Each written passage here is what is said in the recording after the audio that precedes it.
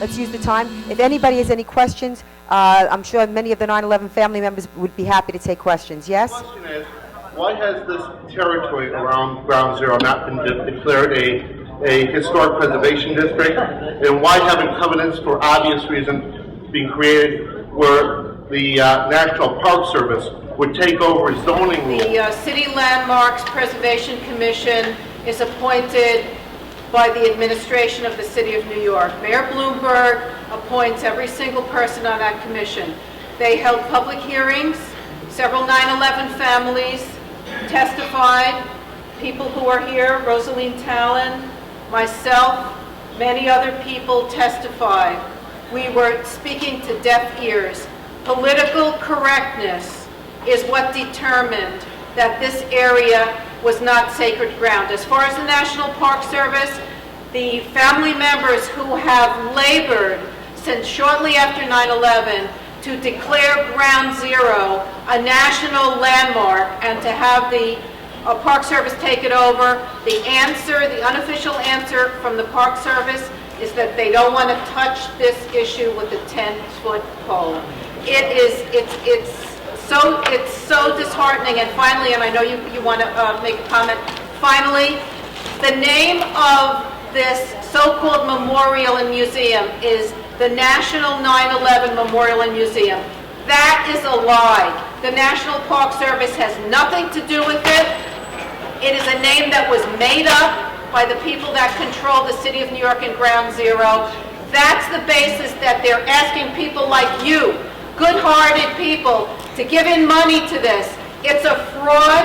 It is not a memorial and museum. It's 2 pools of water. There's a museum. It's 7 stories under the ground. It's not a museum that has anything to do with our loved ones. There's a picture there. That's it. If you want to know how old my son is, go to a kiosk and look it up on a computer. If you want to know if he was where he worked, look at the kiosk. If you want to know if he was a firefighter, look in the kiosk. It is a disgrace. It's a national disgrace. This has to be made public. The family members who are here, we will never enter that building. It is dangerous and dishonorable to make the families of the victims go 70 feet, 7 stories underground, one way in, one way out. Oh my God. And finally, they are taking 16,000 human remains that are now in an area in Manhattan near the medical examiner's office. They're in refrigerated trailers. They're bringing them down there for one reason. They're turning it into a Ripley's Believe It or Not. So good-hearted people like you will pay $25 a head to get in there, to look at a wall that says behind these walls there's 16,000 human remains. And finally, no information about the dead, these heroic, beautiful, patriotic Americans.